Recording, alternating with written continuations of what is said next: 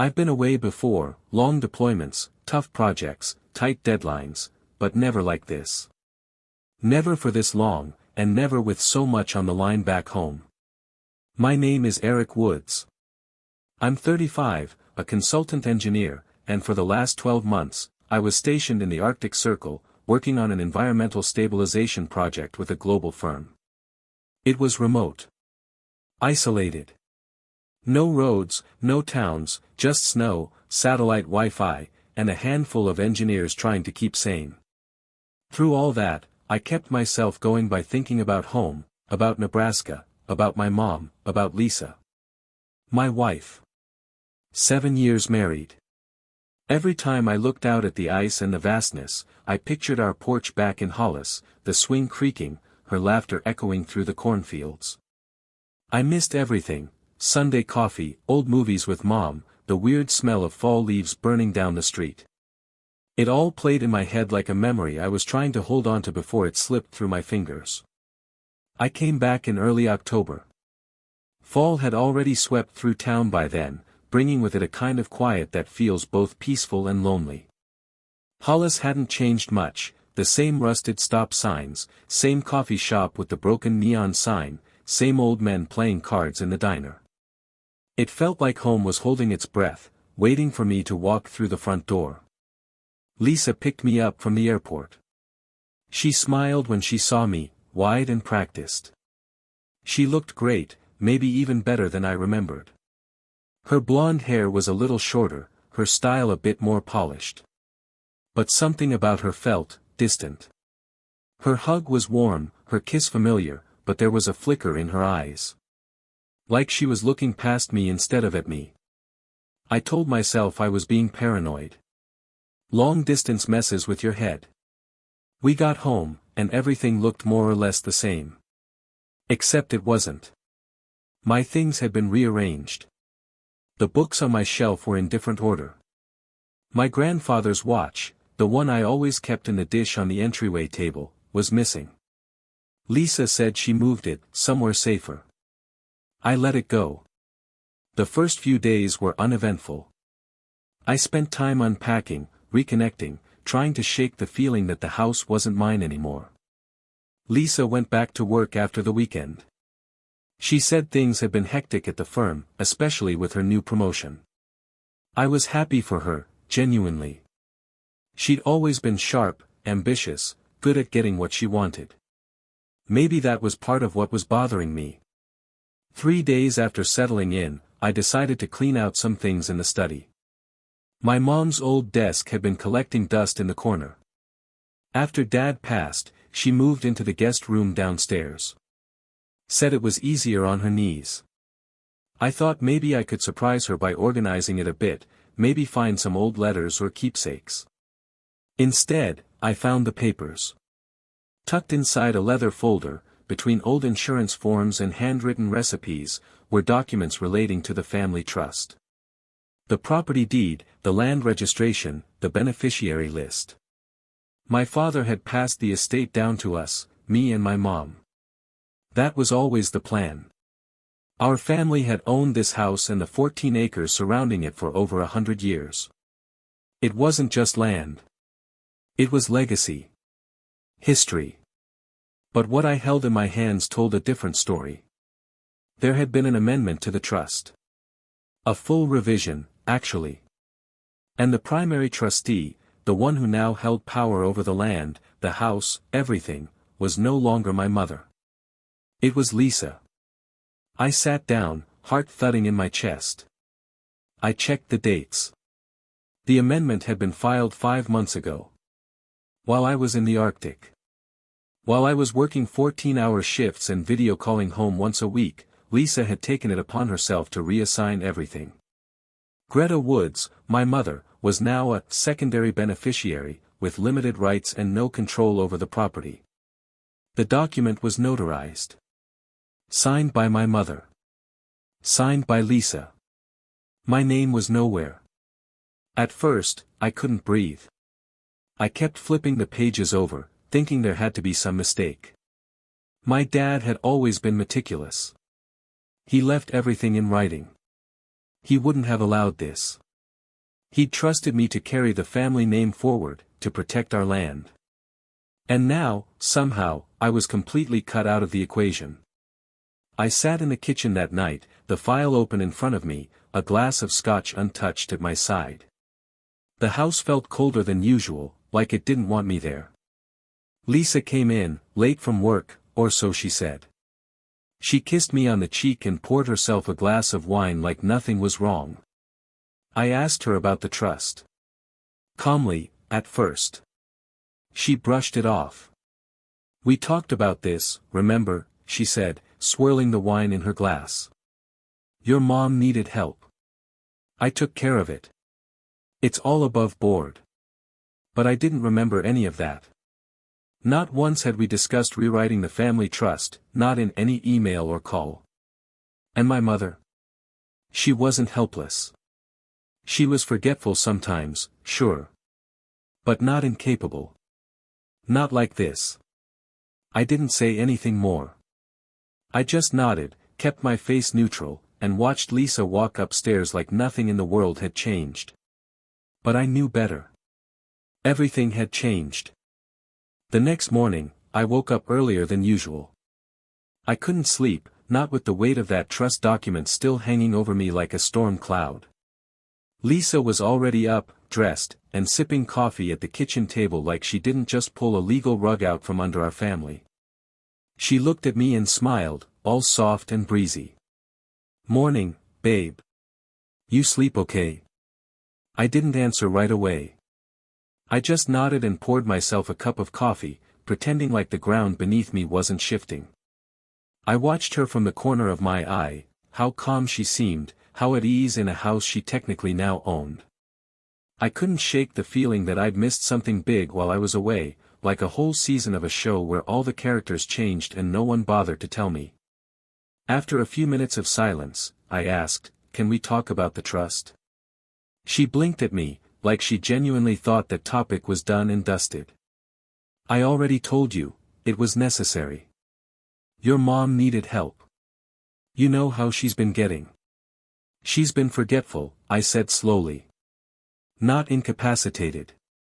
Lisa set her mug down a little too firmly. Eric, come on. You saw how she was even before you left.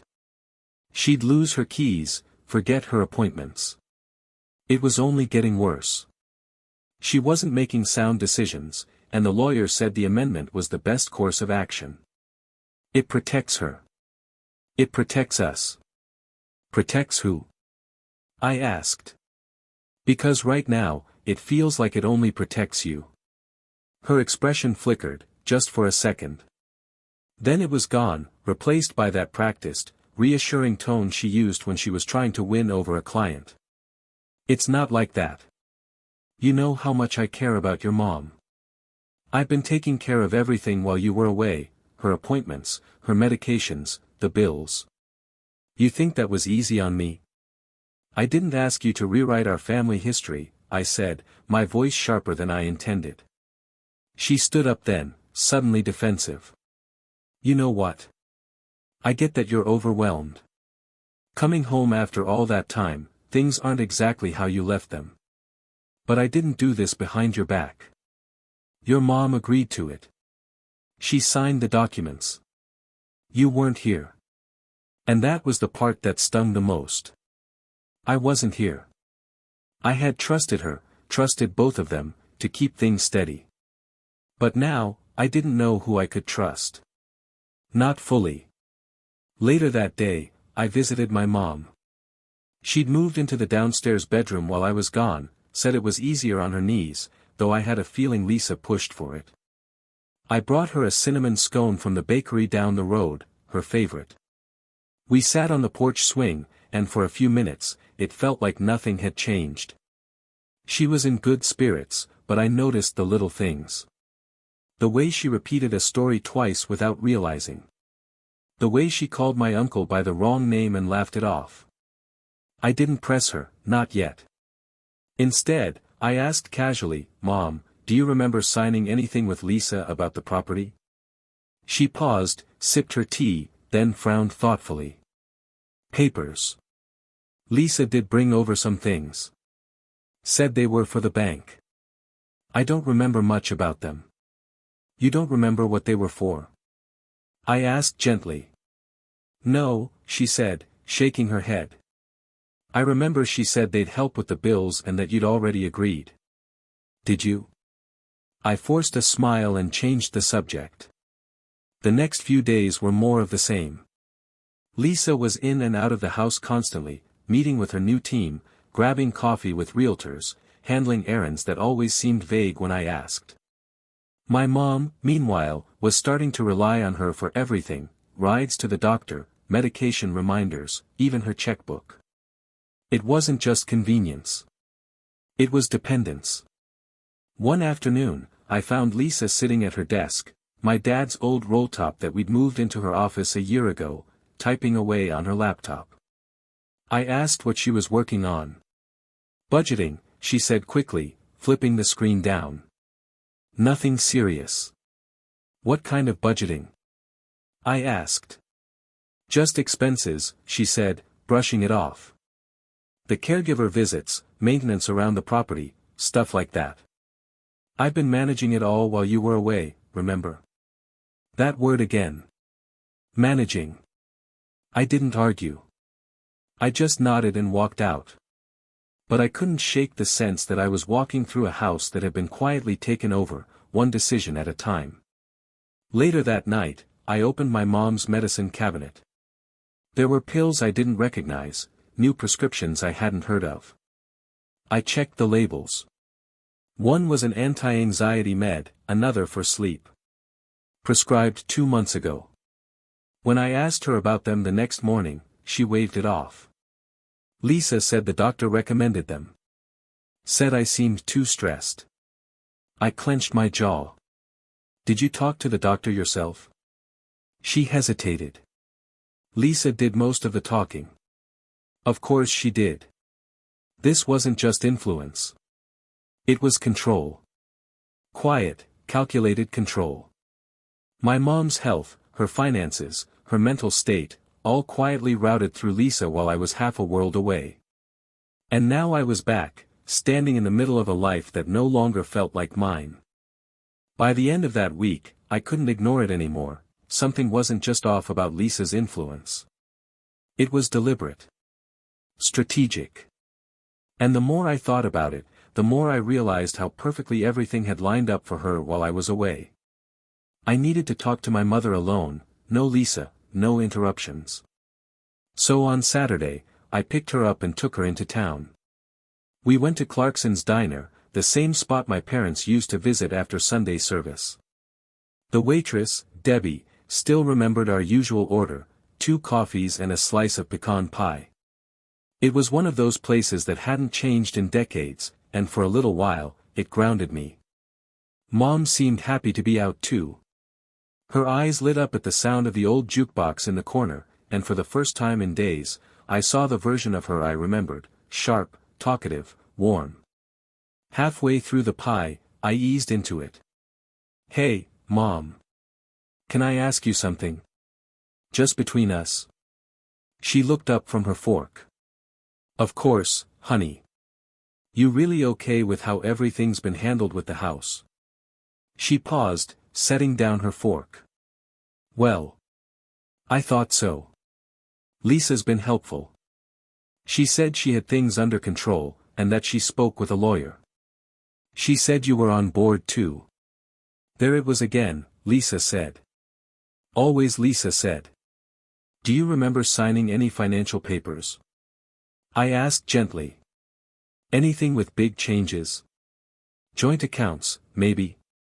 She frowned, the kind of frown that happens when someone knows they should remember something but can't quite pull it forward. I remember signing something, she said finally. She brought over a folder one afternoon. It was a busy day, I had that doctor's appointment, remember? She said she'd take care of the paperwork for me. I nodded slowly, keeping my expression calm. Did you read through it? I tried, but, she said it was just routine. That it would help cover things while you were gone. Routine. It was a word that didn't belong anywhere near legal trust amendments and joint financial accounts. Later that evening, I visited her room. While she was watching TV downstairs, I started looking through her things, not because I didn't trust her, but because I knew she trusted Lisa too much. That was the problem. Inside the nightstand drawer was a thick manila folder. It was labeled, Finances, Updated. That alone made my stomach drop. Mom was old school, she never labeled anything like that. I opened it, and the first thing I saw was a statement from a regional bank I didn't recognize. It listed two names on the account, Greta Woods and Lisa Woods. Joint account. My mother hadn't told me about it. Neither had Lisa. There were more. Another joint account, this one tied to a different bank entirely. Same names. And then a third document, something that made my heart stop. A brokerage account. Over $300,000 in total family savings. My father's retirement, my grandmother's inheritance, all of it consolidated, and moved under a trust controlled by Lisa. I sat on the edge of the bed, flipping through pages with shaking hands. There were withdrawal logs, small amounts, nothing massive. But regular. $5,000 here. $8,700 there. A few $14,000 charges spaced weeks apart. Each one had a signature next to it, my mother's. Or at least, a version of her signature. It was messy, shakier than I remembered, inconsistent. Almost like someone had tried to replicate it and gotten lazy. I don't know how long I sat there. Maybe an hour. Maybe more. I felt like I was staring at the receipts for a robbery I hadn't realized was happening under my own roof. Eventually, I heard the creak of the stairs and shoved the folder back where I found it. "Everything okay?" my mom asked, peeking in the room. I smiled. "Yeah, just checking the light bulbs. One of them was flickering." She nodded and walked off without a second thought. That night, I barely slept. I kept replaying the withdrawals in my mind. Lisa had been careful. She hadn't taken huge amounts all at once. She was methodical. Spread out. Calculated. And that's when it hit me. This hadn't been impulsive. This had been planned. When I confronted her the next morning, casually, over coffee, I asked if she had helped Mom open any new bank accounts. Just to see how she'd react. She didn't miss a beat. "Oh, those? Yeah. We needed to separate some of the medical funds. It's all clean, don't worry. I've got it handled." I didn't show any reaction. I just nodded and sipped my coffee. But in that moment, I knew I had crossed a line from suspicion into something darker. Lisa had full access to my mother's finances. She had restructured the trust while I was gone. She was slowly moving money out. And the worst part? My mom still thought she was helping. That Sunday, Lisa suggested we go out to dinner. "My treat," she said, flashing that same rehearsed smile I was starting to recognize too well. "You've been back a whole week and we haven't properly celebrated. Let's just relax. No stress. No talk about lawyers or land." The way she said lawyers made my skin crawl. Still, I agreed. I needed to see where she was going with all this. She picked a place just outside of town, one of those newer upscale restaurants that served steak on slabs of wood and called it farmhouse style. She wore a navy dress I didn't recognize, form-fitting, tasteful, but clearly expensive. Her earrings sparkled under the pendant lights. I wondered if they were new too. We were seated near a window. Lisa ordered a bottle of wine without asking me what I wanted, which felt oddly symbolic. I just sat there and watched her. Every movement. Every glance. She looked like a woman who was exactly where she wanted to be.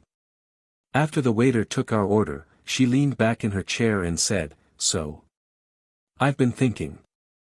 I raised an eyebrow. "About?"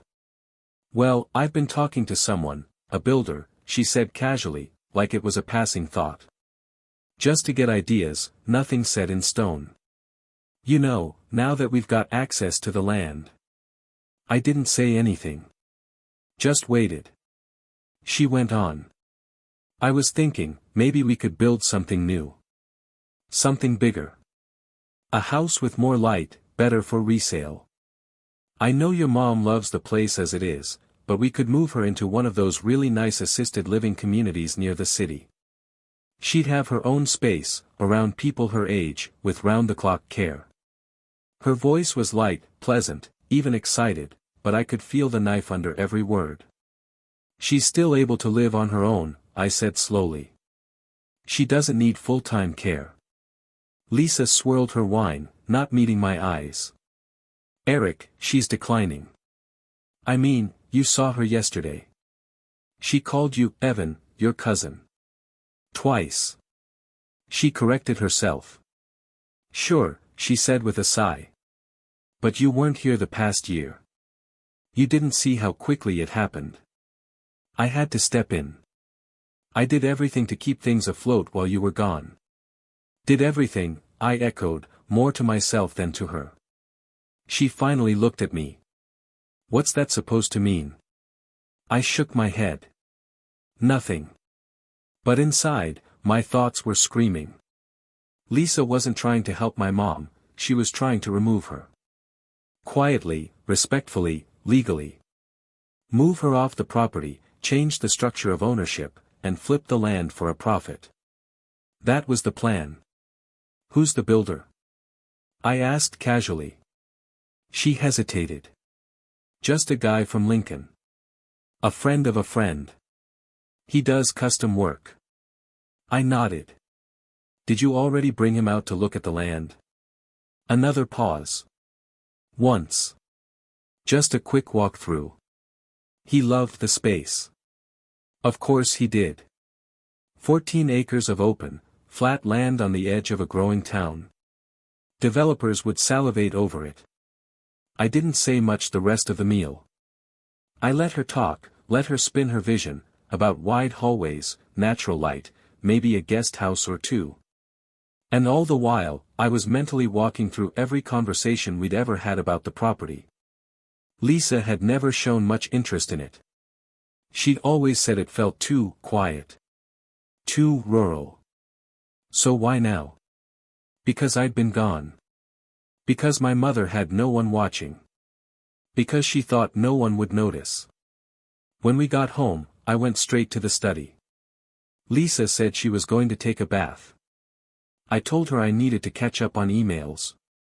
Instead, I pulled out my old laptop and started going through everything I had, messages, receipts, call logs, even the old shared calendar Lisa and I used to maintain before I left.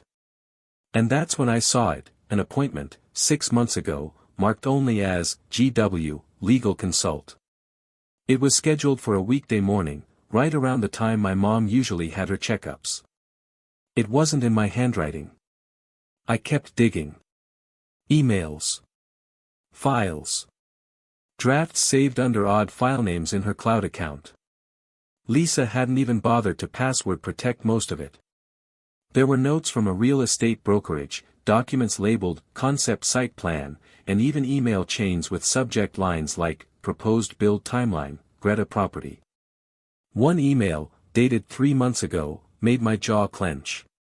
Once the trust amendment is processed and Greta's moved out, we can discuss preliminary development. Keep it discreet for now. She's still on the property. Still on the property. Like my mother was some temporary obstacle. A piece of old furniture that hadn't been hauled out yet.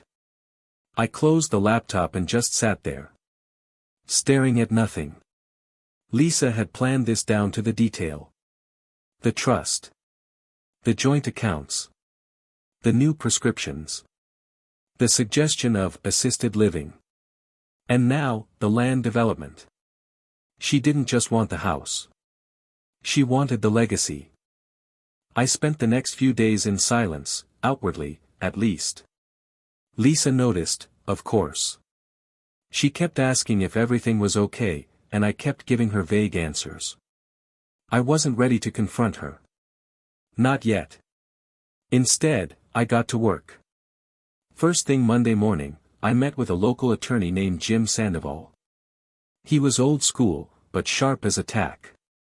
One of those guys who remembered your father and still used a rotary phone at his desk. I trusted him. After I laid everything out, the amended trust, the bank accounts, the development plans, he leaned back in his chair and let out a low whistle. "You got yourself a mess here, Eric," he said. "But not an impossible one. Can I fight this?" I asked. He nodded slowly. "If your mom didn't understand what she was signing, and especially if there's evidence of manipulation, yeah. But it'll take documentation. Consistency. Patterns. That was something I had. I showed him the bank withdrawals, the irregular signatures, the conflicting stories Lisa had told. I even handed over screenshots of the development emails I'd quietly forwarded to myself. Jim skimmed through it all and said, "We'll start by filing a petition to review the trust amendment. If a court finds your mom wasn't competent to make that decision, or that your wife acted in her own interest, we can get it reversed." It was a relief to hear that. But it also meant this was going to get ugly. Back at home, Lisa was busy pretending everything was fine. She was planning another dinner, this time with the builder and a few friends who might be interested in investing. That's what she said, anyway. I just nodded and told her I had errands to run. What I actually did was visit my mom's doctor. Her primary physician, Dr. Ellis, had been seeing her for over 10 years. I scheduled a quick meeting under the pretense of updating medical info. Once we sat down, I asked him plainly. "Do you believe my mother is of sound mind? Legally?" He looked surprised. "That's a serious question. Why do you ask?" I told him everything. How Lisa had filed a trust amendment and had my mother sign it, how she'd been filling prescriptions and making financial moves under the radar. Dr. Ellis took a moment, then pulled out my mother's chart. "She's had mild cognitive decline," he said carefully. "Some short-term memory issues. But no formal diagnosis of dementia. And I never signed off on any power of attorney changes." I nodded. "Would you be willing to put that in writing?" He paused, then looked me in the eye. "If you think your mother was manipulated, I'll help however I can." It was the first real win I'd felt in weeks. That night, I laid everything out on my laptop, emails, bank records, medical notes, trust documents, call logs, witness statements. I built a timeline. Every move Lisa had made. Every time she'd acted without my knowledge. Every dime that had been funneled out. It was all there in black and white. I didn't sleep. My hands were shaking, my chest tight, but I felt more focused than I had in months. 2 days later, Jim filed the petition. We requested a full financial audit and a hearing to invalidate the trust amendment on grounds of undue influence. Lisa was served at home. She pretended to be confused, then angry, then hurt. She said I'd embarrassed her. That I didn't trust her. That I was letting my paranoia tear the family apart. But it wasn't paranoia. It was truth. When the hearing finally arrived, my mother was assigned an independent advocate to speak on her behalf. The court reviewed the documents, heard from Dr. Ellis, and examined the account activity. Lisa tried to play it off as caregiving, said she had been doing her best. But her best didn't explain the emails to developers. It didn't explain the withdrawals. It didn't explain why she was making contingency plans for a house my mother still lived in. The judge didn't take long to decide. The amendment was declared invalid. The original trust was reinstated. Lisa's financial access was terminated. She was barred from acting on my mother's behalf in any capacity, legal, financial, or medical. She sat there in the courtroom, stunned, as the decision was read aloud. No tears. No apology. Just a tight jaw and a distant stare, like a gambler who thought she'd counted the cards right, only to realize the dealer was watching the whole time. We drove home in silence. Lisa didn't speak. I didn't either. When we pulled into the driveway, I looked over and said, "You should start packing." She blinked. "What?" "You heard me. I'll give you the weekend." She opened her mouth, but no sound came out. Then, finally, she got out of the car and walked into the house like she already knew she was leaving something behind. That was 2 weeks ago. Lisa's gone now. She moved in with her sister a few counties over, last I heard. We're filing for divorce. There's not much to fight over. She knows she's lost the trust, the property, and any credibility she might have had left. As for my mom, I moved her into the old cottage behind the main house. It's small, cozy, easier for her to navigate. I hired a full-time caregiver to help her with meds and errands. She's more herself again. Laughing. Telling old stories. Calling me Evan only once every few days now. And me? I finally feel like I'm standing on solid ground again. The house feels like home. The land is safe. And I learned something I won't forget. Betrayal doesn't always come loud. Sometimes it's quiet. Smiling. Helpful. It creeps in while you're away and calls itself love. But the truth, it always has a way of digging itself out.